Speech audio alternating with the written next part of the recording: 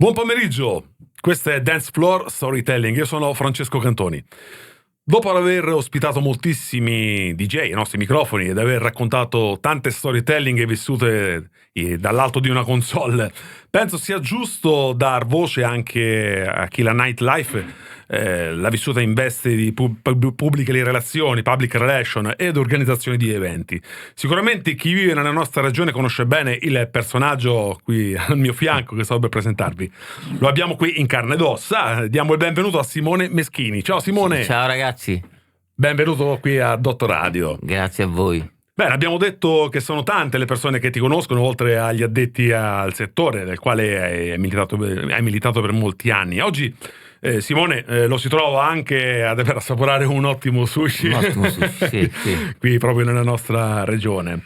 Ma torniamo a parlare di ciò per quale Simone Meschini è stato invitato qui ai nostri studi. Simone, quanti anni della tua vita sono stati dedicati agli eventi disco? Dal 1988.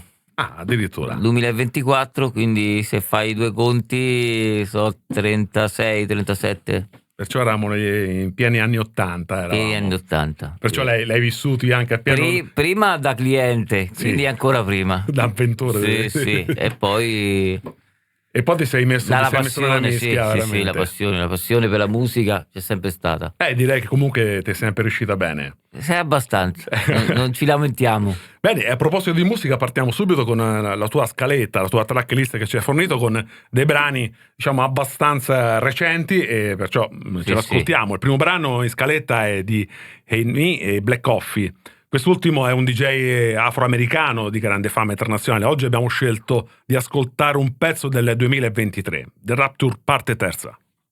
Simone, dai tuoi esordi a ciò che stiamo vivendo oggi, cosa è cambiato fondamentalmente nelle discoteche e nei club? Perché avvertiamo un forte declino in questo settore? Spesso anche quando ci siamo visti ne abbiamo un po' anche parlato. Diciamo che l'avvento dei social ha cambiato un po' tutto quanto il settore.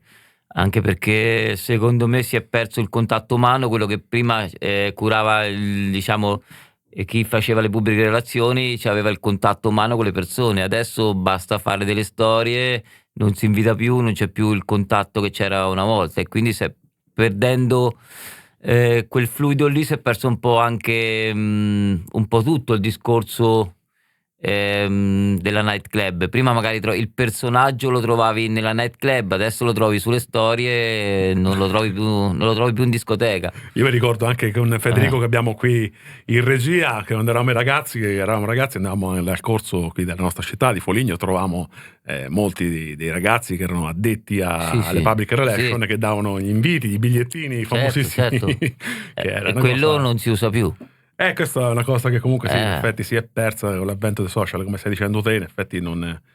adesso diciamo che c'è stato anche un crescere di situazioni, cene spettacolo, quindi la gente preferisce vado a cena, ballo un po' e poi torno a casa, e quindi diciamo quello ha contribuito un po' anche al declino della nightclub, insomma. Infatti adesso ne parleremo anche più avanti.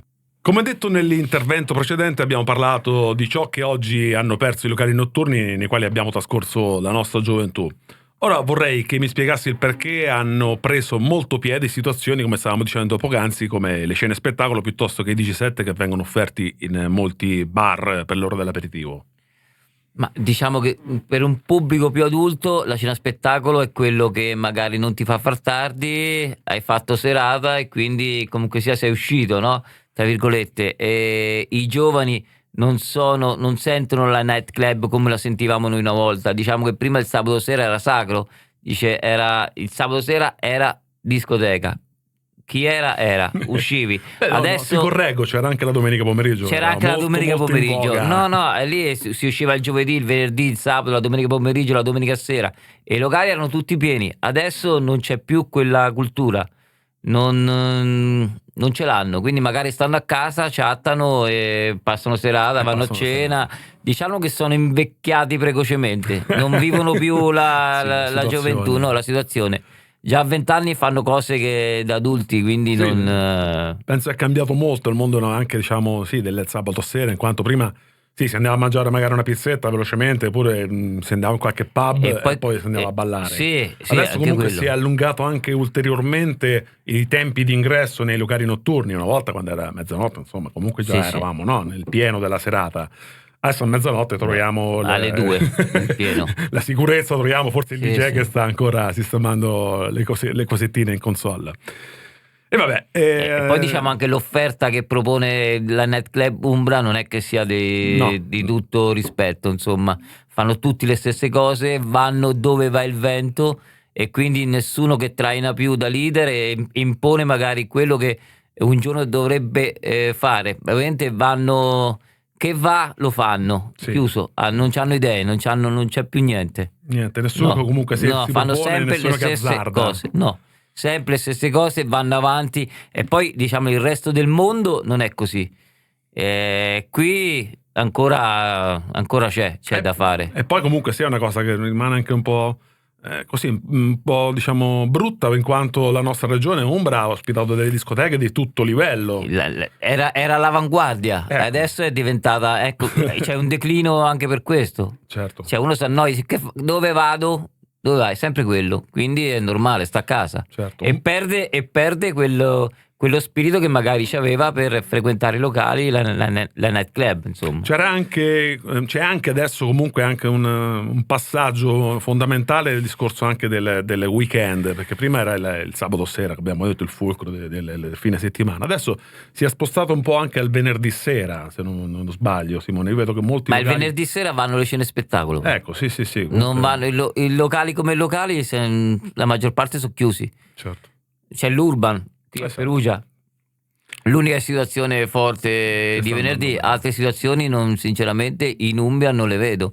Se consideri che prima negli anni 90 la domenica sera tra il Poco Loco che faceva lo Staschiacci, c'era il Margarita Caffè qui a Foligno che faceva il Dato Umpa, c'era il Velvet a Perugia che faceva la Dolce Vita, uscivano 4-5 mila persone. Qui la domenica è finita, non esce più nessuno, tutti sui social. Consoliamoci ancora con un bel pezzo, andiamo a scoprire un altro DJ produttore di stampo techno hardcore. Poi negli anni il suo genere ha subito diverse influenze, infatti il pezzo che vi proponiamo lo possiamo definire elettronico con molte sonorità afro house. La produzione è del 2024, Move. E lasciamo le ultime note di Adam Port, bellissimo pezzo che ci ha proposto Simone Meschini, Move. Bene, Simone, la tua figura possiamo definirla con un termine molto in voga negli anni 90, il PR. Questo è l'abbreviativo di Public Relation, ovvero colui che comunica e tiene pubbliche relazioni con gli avventori dei locali da ballo. Questa figura rispecchia ancora questo lavoro oppure si è adattata ai tempi attuali svolgendo altre mansioni?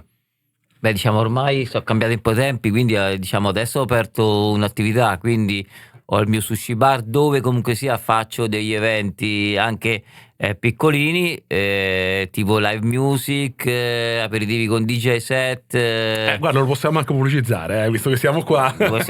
Ci starai te, perché per la Befana ci starai anche te. Per una serata anni 90, insomma, in miniatura, perché comunque sia il posto è quello che è, diciamo, le dimensioni del posto. L'estate è molto più facile con quella piazza fare live music e DJ set. Comunque c'è una bella energia nel locale di Simone. E comunque sia, diciamo che stiamo cercando di far ripartire qualche evento con musica bella, musica house, insomma, degna di nota, e ci stiamo provando, quindi adesso vediamo, c'è qualche evento in programma, il prossimo Natale saremo al Country con le Folie dei Pigalle e il 4 di gennaio, sabato 4, torneremo all'Hangar con il party del Buongiorno Classic, quindi stiamo facendo qualcosa, si sta muovendo. Gente viene, non come prima magari che una volta uscivano migliaia e migliaia di persone, però piano piano ce la dovremmo fare. Però stai tornando in pista, Simone, come si suol dire. Quella la pista non è stata mai abbandonata, quindi... Bene, benissimo. Incontriamo ancora Black Coffee con un mix del 2010 su etichetta Not All Label, Superman. Oltre alle pubbliche relazioni ed organizzazione di eventi, spesso ti ho visto anche selezionare della musica alla tua console, perciò sicuramente anche Simone Meschini ama la musica e ha delle preferenze di genere. Qual è il sound che preferisci, Simone? No, il sound è sempre house, quindi è quello. Diciamo che nel mondo sta tornando a ritmi frenetici, basta che il DJ numero 1 al mondo nel 2024 è stato Black Coffee, quindi quello ti dice tutto. Vai su locali a Ibiza, sta tornando dappertutto. E poi, visto che sono un frequentatore, avendo la compagna thailandese, sono un frequentatore della Thailandia, vado ogni anno, e su un'isola sperduta thailandese al confine con la Malesia, quindi piccolissima, te la giri proprio a piedi, c'era solo un locale, no? E faceva musica house, quindi è stata una bella sorpresa. Sì, per il te. mondo per dire, e io dico, in Italia, in Umbria, va soltanto musica da bambini commerciale, Diciamo commerciale, sì, sì. ma proprio è musica veramente brutta, oscena per me, per quelli che sono i miei gusti. Certo. Vai in Thailandia su un'isola sperduta e fanno musica house, quindi Perciò diciamo che comunque le nostre scelte musicali qui in Italia proprio lasciano un po' desiderare. no, terra. Musica da bambini, tra virgolette, Certo. non indefinibili. Bene, invece tu ci hai proposto della bella musica, perciò andiamo avanti con la nostra scaletta. Allora, Simone, come il vino che l'intenditore sceglie in base anche all'annata, anche la musica è stata definita migliore in alcuni anni rispetto ad altri. Adesso stiamo parlando proprio, diciamo che qui in Italia lascia un po' desiderare. Magari non dappertutto, ci sono ancora dei locali di nicchia che Sì, no, ci sta qualcuno, certo, c'è qualcuno. Qual è l'annata che sceglieresti te per la musica che a te che musica tu gradisci? Dal 90 al 2000. Dal 90 al 2000. Sì, anche perché avendo lavorato in Riviera, frequentato i migliori club a livello italiano, quando c'era l'Ecos, che secondo me è stato il club più importante d'Italia per quella musica lì. E quindi gli anni 90 è stato proprio... Sì, c'è stato tanta lunedì, roba. un lunedì estivo all'Ecos potevi trovare anche dai 5 ai 6.000 persone, quindi era qualcosa di... Qui ormai è impossibile rifare quei numeri lì. Certo. Dei club che qui in Italia secondo te ancora riescono a tener botta la situazione, riescono a lavorare bene? Ma c'è qualcuno, però ormai i locali sono diventati contenitori. Non va più vado al che ne so, vado al Sonora, vado al Cantiere, vado al Poco Loco. Non parliamo soltanto della nostra regione. Sì, in generale, anche in generale vedo che negli altri locali va il format. Adesso gli anni 90, allora vanno quelli degli anni 90. Il reggaeton vanno. Invece una volta andavi in quel locale. Però vedi anche gli anni 90, delle volte questo aggettivo che si dà a quel periodo, a quella musica di quel periodo, delle volte viene utilizzato anche in maniera impropria, perché gli anni 90 raccoglie tanti generi. È vero che comunque c'erano alcuni generi che erano un po' andati sparendo, tipo la afro, che comunque era una musica molto di nicchia. Però poi parliamo degli anni 90 come una musica commerciale, faccio esempio come Adue, come poteva essere stato Corona. Sì. Gigi D'Agostino. Esatto, Gigi D'Agostino c'era.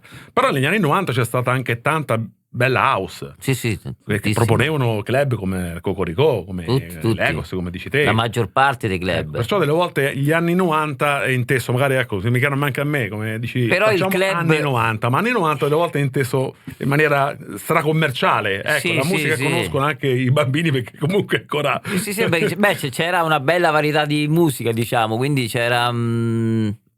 era bello, trovavi un po' di tutto, però il club, quello che era famoso nel mondo, era il club che faceva house. Sì. Il club commerciale non era famoso nel mondo. Chi era famoso nel mondo, come è stato il Rezon, come è stato l'Ecos, come è ancora il Cocorico, anche se il Cocorico fa qualche serata dove faranno il Mamacita per fanno reggaeton, non lo so, hanno fatto anche questo. Sì. Quindi non è più un club di riferimento per un tipo di musica. Oramai, come ti dicevo, vanno dove si butta il vento, quindi va quello, fanno quello. Ti do pienamente ragione. Come hanno aperto lo Space, trovavi Solomon e poi trovavi Anna, poi trovavi certo. Luciano e Tony F. Per dire, vanno, non ci sono più punti di riferimento. Forse perché comunque, essendo rimasti pochi club che stanno funzionando, sono dovuti adattare anche per averci un minimo di margine. Sì, anche quello è vero, però vedi com'è cambiata. Sì, Non c'è sì. più l'affezione al club in di per sé. Vanno lì, c'è il format. E poi vanno, fanno i video, hanno fatto il video e quindi dice sono stato lì, basta, ci sono stato, ho fatto quello che devo fare, ho fatto la foto e poi parto. Non c'è più il divertimento, Certo. vado per ballare, no, fanno per fare le foto, per far vedere agli altri che sono stati lì e quindi fondamentalmente vivono la loro vita per gli altri. Hai detto una cosa molto e giusta. non vivono, non la vivono. E ecco perché tanti DJ si sono lamentati per questo. Certo, sì. Stanno col telefonino, non ballano. Esatto. Essendo sempre stato immerso nel mondo della notte e nelle sonorità dance, sicuramente hai conosciuto personaggi che hai stimato, sia che parliamo di DJ che di artisti legati al settore. Puoi menzionarne qualcuno, Simone Cetti? Ricordi qualcuno? Adesso abbiamo detto Black Coffee, che comunque sia un punto di riferimento, però anche nella nostra piccola DJ passati, realtà anche italiana. Italiana, diciamo che ho conosciuto un po' tutti, però diciamo secondo me l'artista numero uno che non c'è più è Sauro Cosimetti. Ecco. Per il resto dal Bilico Richielle a Ricky Montanari a Massimino Lippoli, che sono tutti amici miei, quindi Dino Angioletti, Uovo, sì. L'abbiamo avuto qui Rame, abbiamo avuto Dino Angioletti ai nostri microfoni, anche lui. Come mai Sauro? Perché Sauro piaceva? Ma Sauro perché era un artista, Sauro suonava quello che piaceva a lui. Esatto. E quindi la gente si adattava. Sì.